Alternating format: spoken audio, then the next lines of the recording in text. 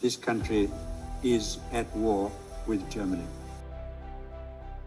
We had to do a job, and we did the job, and that was it. The men had to go and fight, and the women had to take their place. Soldiers, sailors, and airmen of the Allied Expeditionary Force, you are about to embark upon the Great Crusade. Hello and welcome to this week's episode on Foxhole Chat. This week we are diving into the start of our little ongoing series that we're going to have here for the podcast. We're going to be talking about the GOAT of all World War II TV series. We're going to be talking through Band of Brothers. So this is going to be the first episode that we're talking about in this episode, and then we're just going to go through and follow Easy Company through their campaign in the war and what they got up to. So obviously, if you listen to this podcast, you're probably a Band of Brothers fan already, but come along for the journey and find out what we like, maybe what we dislike, little bits of tidbits of history that we know of the wider story of Easy Company. So yeah, let's dive in. So starting the episode off, you see veteran interviews. Well, that's you don't see who they are yet. You just see a load of veterans giving their point of views and stuff, but you've got no names. We don't find out the names until, is it the last episode? Yes, yeah, it is. I think it is.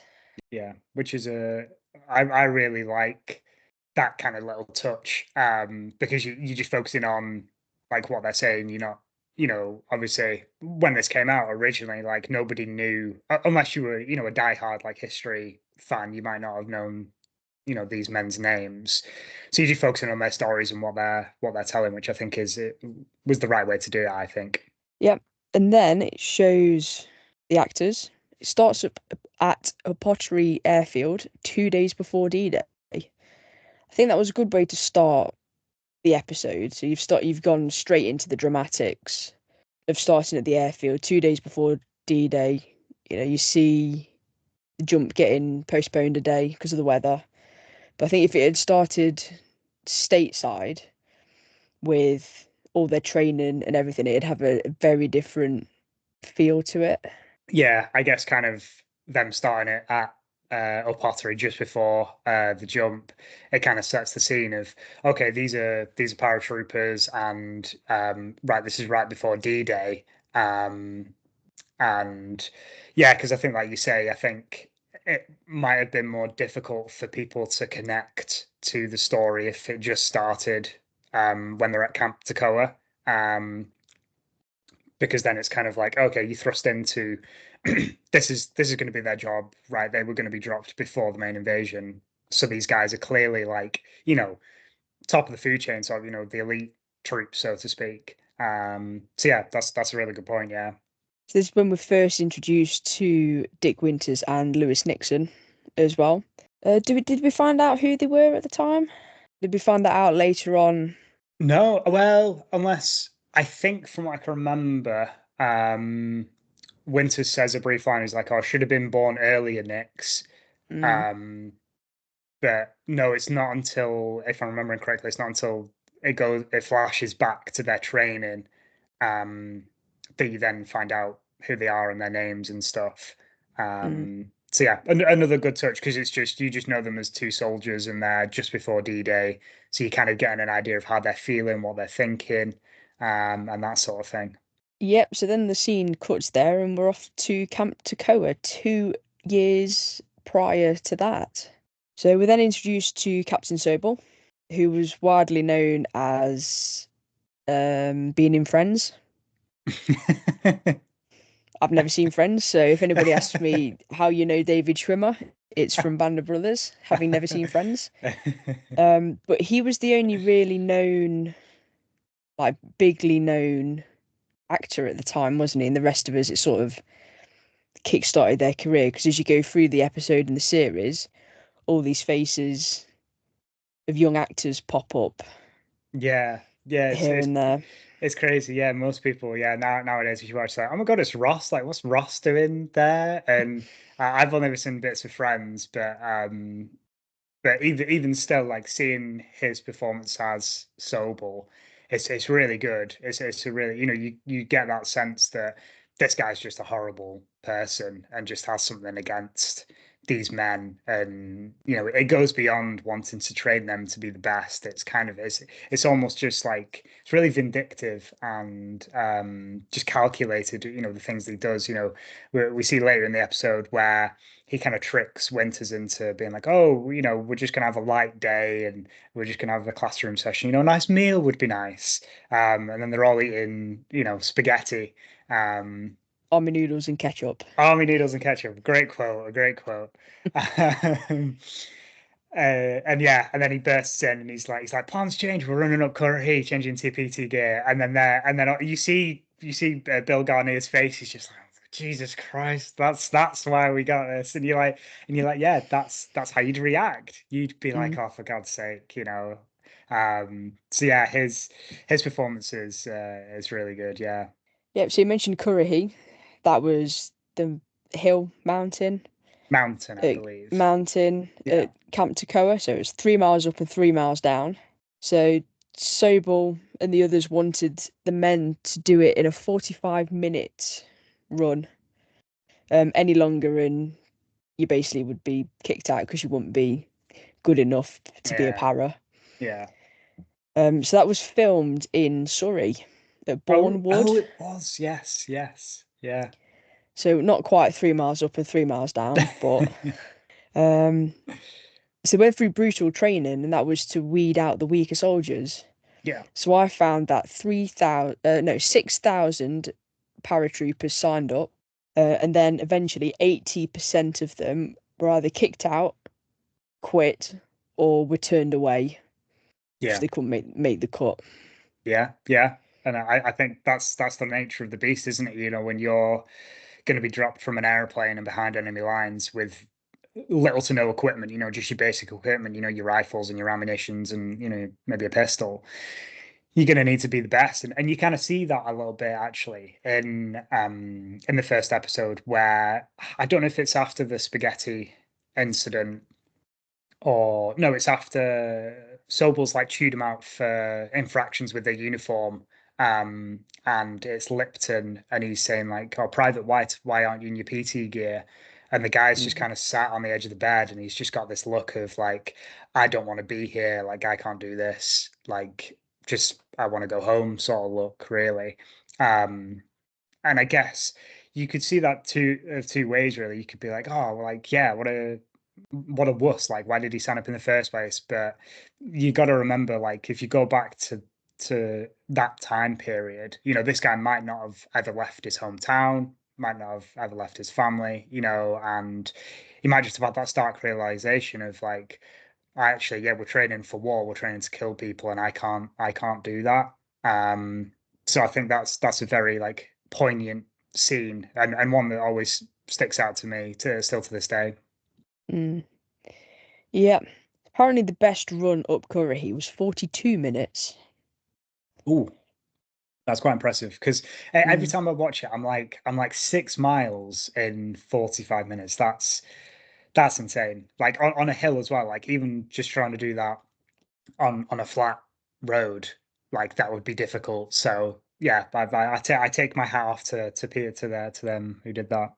Yeah, it wasn't just straight up either, I don't think, was it? It was up and Yeah, down. yeah. So Winters managed to do it in 44 minutes.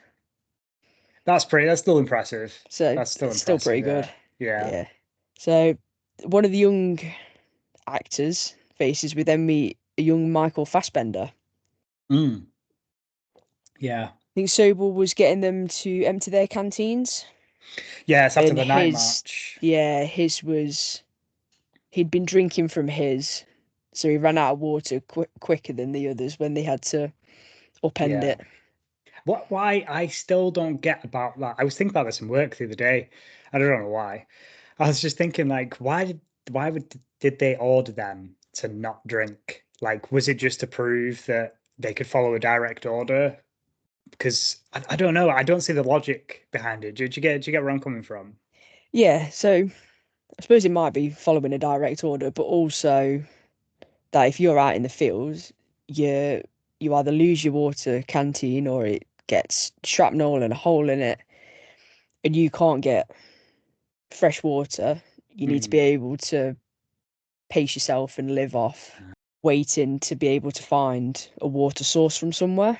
I'd Yeah. say. Yeah. Do you know what? Yeah, that makes complete sense now. Yeah. Yeah, I get that. Yeah. Yeah.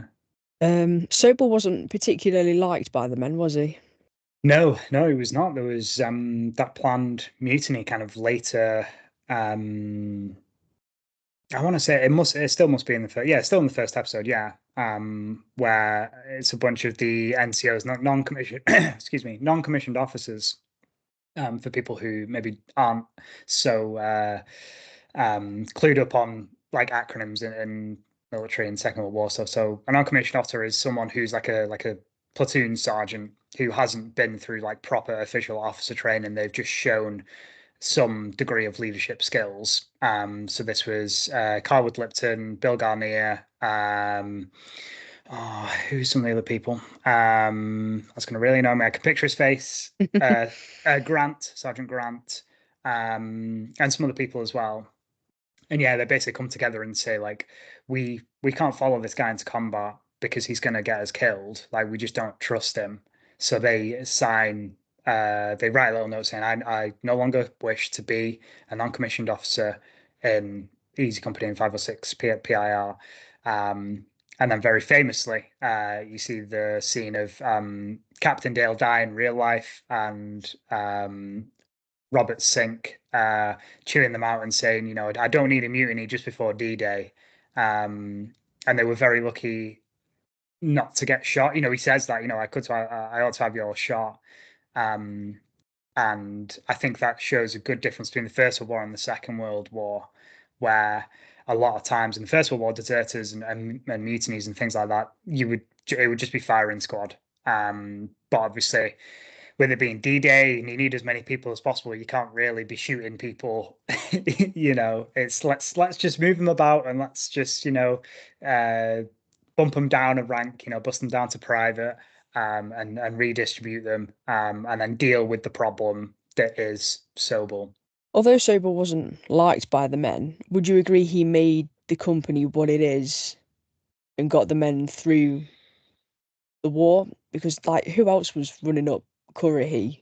Yeah, Like that's every day and everything. So that's such a good question and such a good point. Yeah, absolutely. Because you think if it was anyone else and they were a bit easier on them, would Easy Company have been as good as they were? Would they have been able to do an action like Break All Manor, like we see in later episodes? I think it's a really good what if question, but I think if you remove Sobel but you keep Winters and you keep Nixon and you keep Harry Welsh as well and Spears later on as well, I think if you keep them there, I think they would still be a very, very good unit. Because Dick Winters was an unbelievable leader. But I think to take them to that next level, you know, maybe Sobel was the one to do that. I mean, there's the very famous quote from Nixon, and you know, he's like, you know, I don't know a guy who wouldn't double time Currahee with a full pack just to pee in that guy's morning coffee. And that's what it was about, right? It was about that hatred of like, I hate you so much that I like screw you. I'm going to do this to the best of my ability, so you can't, you know, complain at me and you can't shout at me. So I think yeah, I think it was a necessary evil, unfortunately. it was. And not many people originally volunteered for the paras. Because it was completely new concept. Nobody knew what they were expecting until they offered $50 extra a month as hazardous pay to attract recruits. I mean, yeah, why would you jump out of a perfectly good aeroplane? Yeah, I know, right? Yeah, yeah, yeah. Which is weird because I think as well. I really want to ask a historian who knows about this because in later in the episode, when just before the jump, Howard Lipton's walking through and he's saying like, you know, make sure you've signed your GI life insurance. You know, and he says, don't let your families miss out on $10,000. And I always think like $10,000 back then was a lot of money, a lot of money. And you think how many casualties and how many people died from from paratroopers just alone. Like, did that money reach the families? How much did it cost? Do you get what I mean? Like, because Yeah. we hear about the casualties, but you don't hear about what happened after the war, and did the families receive the money? So I'm yet to ask a historian, but that's one of my burning questions. We'll see if we can find one Monday. Maybe, yeah, maybe, yeah. If anyone knows, like, Yes. just let us know. Yeah, yeah. Connections within connections. Because I don't think that's one of those questions you could Google. I don't think Google would be able to I think you'd have to find. dig deep Yeah, for that. exactly. Yeah. Yeah, So Currahee in was it like Native American yeah. It was. language? Yeah, Can't it's quite Native remember what it's American. called. There's Yeah, a yeah. specific name for it, but I can't quite remember. Is it? I want to say Navajo. Maybe I can't Yes, remember. quite Possibly. possibly. Yes, that's the one. So that means stand alone, and then they adopted that, saying we stand alone together. Yeah, I love that. I love that so much. Yeah, yeah, because it perfectly embodies paratroopers, right? They're behind enemy lines. They're standing alone, but they're together because they're with their comrades and their highly trained comrades. And it's the same for the British Airborne as well. I know a lot of the Hollywoodization, has come from Band of Brothers, but don't forget, you've got British paras landing on D-Day as well, and then in Market Garden as well, a massive presence there. So a little shout out to British Airborne as well, not just the 101st. We love the 101st, but got to be patriotic sometimes. A lot of what of how Winters became so good of a leader, he stayed on base a lot and just Mm. studied. So we think he knew what was coming up. Do you reckon? Yeah, he was very switched on. If you've ever read, or if anyone's ever read, Beyond Band of Brothers, it's a really good book. It's by Dick Winters, and it's kind of his viewpoint of the war, and it's his history before the war as well. So he went to some army training school in America before the war. So he already had a little bit of experience. So I think that set him in better stead than some of the other people. And yeah, excuse me, he was just a really switched on guy and just clued up and very intelligent. And yeah, I think in the back of his mind, he knew what was coming, that it was going to be difficult, for sure. Yeah. And Sobel saw that as a bit of an internal threat, Mm, which is then what makes Sobel put Winters onto mess duty, which we see in the episode. yeah. We then move from Camp Tocca to Fort Banning Oh, yeah. Yeah, yeah, yeah. with the 13 weeks training to get their jump wings. You see the men actually wearing football helmets when they're practicing jumping, Yeah. which I thought was quite interesting. Yeah, yeah. Every time I see it, it makes me laugh. Yeah, because I like American football, and yeah, you just think, yeah, that's what they do, because they might not necessarily have the combat helmets yet. So what they're gonna do? Well, you're gonna use what's available, aren't you? And you're just gonna grab that. So yeah, so it's a funny, because you see in that scene, isn't it? You see Sobel with the helmet on, and he is scared, like he is so scared, and I don't know if that was done to kind of like humanize him a little bit, to go, oh, this guy's really horrible, but then, he was also really scared, and was uncertain of himself and stuff. So yeah, also, me and you have both, we have a claim to fame with Band of Brothers, don't we? We do. That we have both been on a C-47 that was used in Band of Brothers at the D-Day experience in Normandy. Yeah, it's a great little experience. If anybody goes to that museum in the area, it's well worth it. Mm, absolutely. So back to the football helmets. It's Tom Hanks and Steven Spielberg. They gave the veterans a survey about what uniforms they wore before production started, so they knew they could get it right. Mm. Which I thought was interesting and one way to do your research, I suppose. Yeah, yeah, yeah. We then see Colonel Sink again, who's in charge of the whole 506.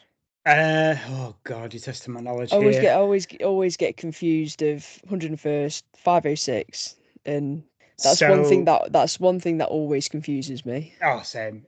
I mean, we're not the only ones because James Holland and Almori say that as well, don't they? Like the number system of American units is just 352nd this and 433 this and Yeah, yeah, from my memory, Bob Sink was in charge of 506 Parachute Infantry Regiment, and then or was he? No, I think he was in charge of the 101st Division because then General McAuliffe was in charge of the regiment, so he was in charge of 506 Parachute Infantry Regiment, and Bob Sink was kind of below him for the division, possibly. Yeah, I get confused as well. yeah, something like that. Glad it's not Yeah. just me. But anyway, Sink was in his 30s and considered old compared to the rest of the men, but that's he just did manage to offensive. keep. Yeah, he just managed to keep up with everyone. Yeah. So God, that's just offensive. I'm close to 30 and I don't, I mean, likewise, I say I'm old, but you know, but I suppose you got to think back then, life expectancy, they didn't know that they were going to live till 80, 90, because of living conditions and, the kind of food that was available back then and medical care as well. So I guess 30 to them was like, oh my God, you're really old. Like, you survived the Spanish flu outbreak and, so next up in the episode, we see. Well, would you describe it as a war game? So you've got Winters and his crew, um, in fields and waiting for Sobel and his lot, and that's where they meet the old man on the bicycle. And then Sobel reads the map wrong, gets lost, and cuts the poor farmer's fence, lets all the cows out, and then eventually meets up with Winters and gets ambushed by Winters' crew. yeah. Yeah. I mean, that's basic 101, right? As map reading as a soldier, I'm sure, you know.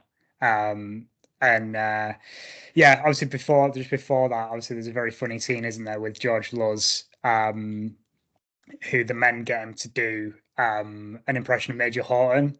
And it's amazing. And obviously that was George Luz's character was very true in the series to how he was in real life. He was a bit of a joker. But whether that, I don't know if that entire scene is 100% accurate. They did an impression and, caused him to cut the fence. But yeah, George Luz being the Joker of Easy Company was definitely accurate from what I've read.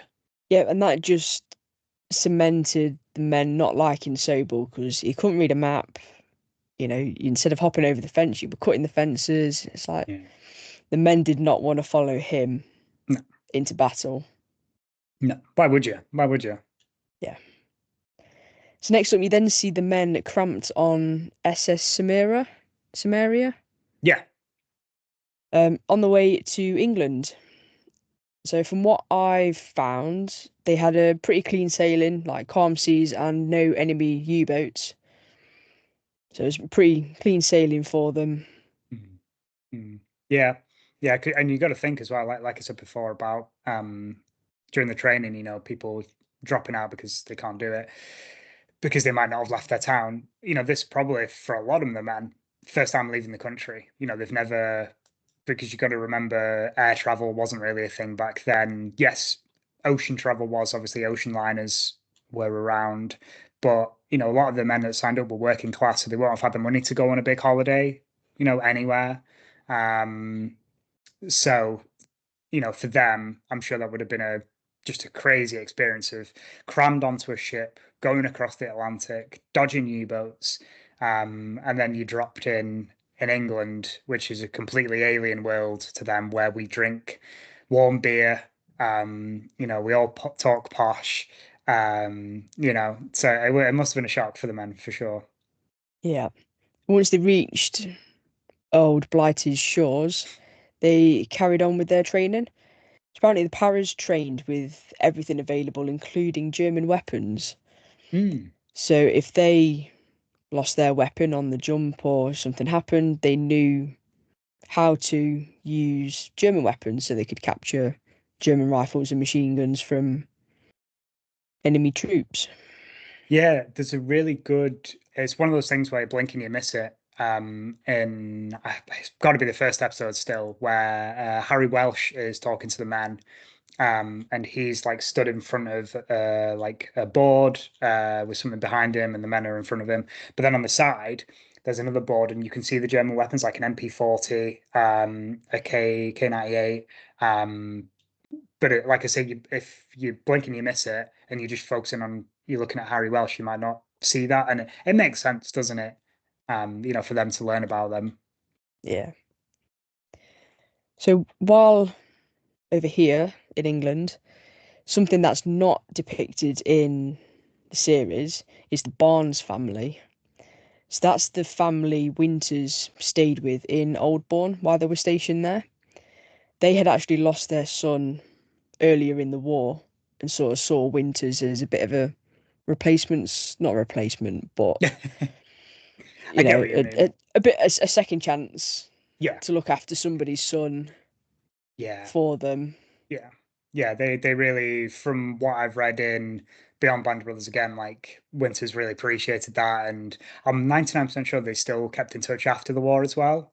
Okay. And when I think it's the lady, when she passed away, Winters would still visit her grave or something like that. And like pays respects or something. I can't remember. Mm. But they were very close. And which is what the men needed, I guess, because you like I was saying before, a completely alien situation to them. So I'm sure Winters, like I said before, really appreciated it. We see Sobel lose Easy Company, 'cause he's better off training troops. He never really recovered from losing Easy Company, so he never attended a union, although he was invited. Um, so he had a bit of a dark end to his story. Mm. Yeah, you kind of see him, don't you, when after that he's in a Jeep and he drives past Winters and Winters salutes him and he's got a face like a slapped ass. And he's just miserable and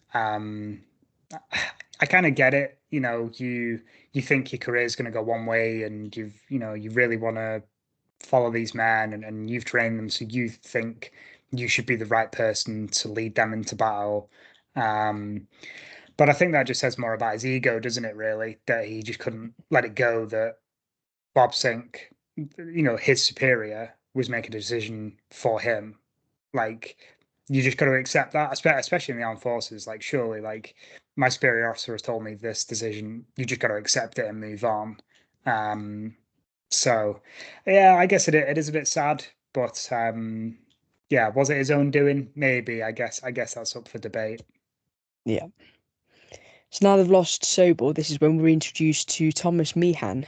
So you see him briefing the troops, telling them to study the SAM tables and maps and everything because they're vital because many of the paratroopers would actually become lost and separated from the others once they dropped in Normandy. Yeah, it didn't go to plan with the weather and anti-aircraft fire. So yeah, that pre-briefing of you got to study the tables and study the maps and know where you're going. Yeah, it was vital. And yeah, Thomas Meehan moved from Baker Company to Easy Company. Um, and I'm sure Easy Company were excited to get a new CO after going through training with Sobel. But it didn't have the best of endings, unfortunately. No, Meehan's plane crashed on the night, Yeah, and Meehan and its entire crew was lost. yeah, yeah. Which again, linking it back to the D-Day experience in Normandy, you can see, I think it's his wedding ring and his watch and his dog tag as well, and possibly even the letter that he wrote to his wife. Um, and I remember when I saw that, it really hit me. I was like, Geez, yeah, because you can sometimes get caught up in, oh, these are soldiers and they look cool because they're American and they got the M1 Garand. But then when you read stuff like that and you see stuff like that, it brings it back to the human element of, oh, this guy had a wife and wanted to fight the war, then go home and start a family and live his own life, and he didn't get the chance, unfortunately, which is very, very, very sad. Yeah. So then we see the troops at the airfield, and you see one of them, I can't remember his name, but he's having a bit of a rant about how much weight he's got to carry and jump with. Yeah, it's Joe Toy. He's like got pair of nasty skivvies, my M1, my gamma grenade. And then yeah, Frank Picante says to him, he's like, well, what about your brass knuckles? And he's like, I could do with some brass knuckles. It's a bit of a comical scene in the middle, yeah. Yeah, but the amount of weight they were carrying sometimes had lethal consequences as well after the jump.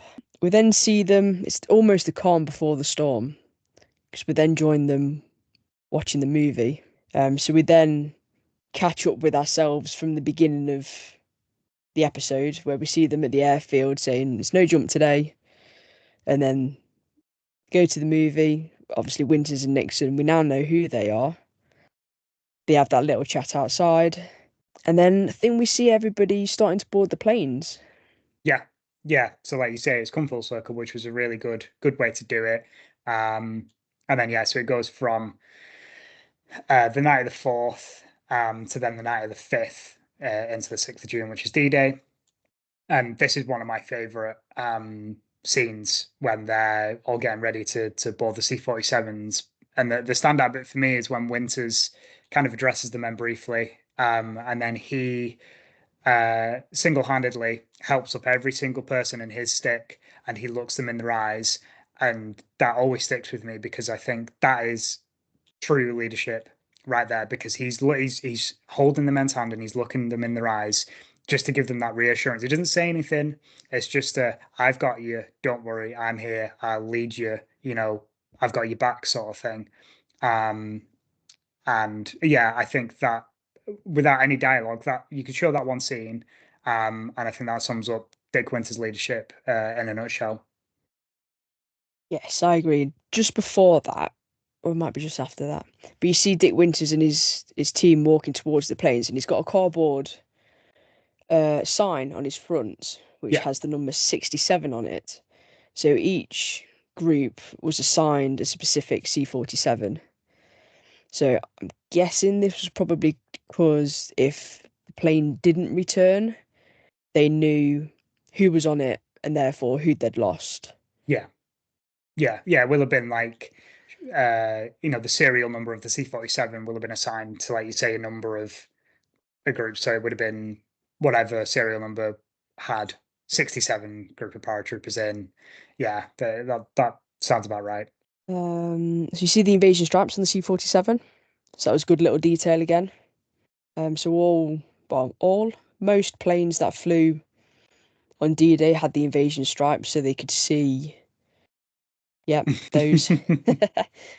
So allies could tell the difference between allied and non-allied planes, enemy planes. And then we finished the episode with one of the lads reading out General Dwight Eisenhower's Order of the Day, which is one of his famous speeches, The Great Crusade. Yeah. Yeah, which if you ever heard it, like when you read it, because it comes up at the end of the episode as well in the text, I don't know about you, but you hear it in your head in Eisenhower's voice. And yeah, it's a really good way to end an episode, because it's kind of like, what's coming next, kind of in the next episode, because it's the planes, the C-47s going over, and you can see them forming up. And I want to mention, or a special mention to the score, the music as well, because I think it's amazing. There's not loads in Band of Brothers, but in this episode particularly, especially when the C-47s are taking off, the score that's in the background is amazing, because it pairs perfectly well with the visuals. It's kind of militaristic, but it's not super glorifying it sort of thing. So the music in Band of Brothers is amazing as well. I think that's all I've got. Yeah, because then that's just the end of the episode, isn't it? Really? Yeah. Then it cuts to black, and you're just awaiting the drop into Normandy, aren't they? Really? Yeah. So stay tuned for that in episode 2, which we will be covering. So that's all from us today. Yeah. Hope you've enjoyed this episode. If we've missed anything, do let us know in the comments or drop us a message. We will be covering episode 2 and the rest of the series, so stay tuned for those. They'll be out at some point over the next few months. And until next time, thank you for listening. Thank you for watching. Don't forget to like and subscribe. Follow us all on Instagram. And we'll see you next week.